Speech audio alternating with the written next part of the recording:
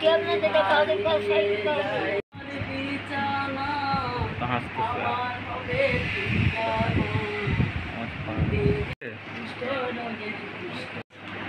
তুলে বসে করে না লাগবে না।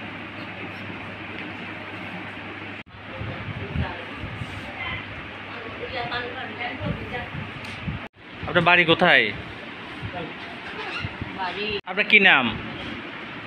আপনার এটাও একটা ধর্মের অংশ, মানুষের সেবা করা। তো মা, এই নির্যাতিত মাদেরকে আমি চট্টগ্রামের মধ্যে সর্বপ্রথম আশ্রয় দিয়েছি। আজকে এখানে বাবারাও আশ্রয় নিয়েছে জায়গা হওয়ার কারণে। 40 জন এখন বৃদ্ধা মা বাবা আশ্রয় হয়েছে। অনেক বৃদ্ধা মা বাবাকে মৃত্যুর ফলে দাফন কাফন করেছি। অনেক মা বাবাদেরকে তাদের পরিবারের কাছে আমি হস্তান্তর করেছি।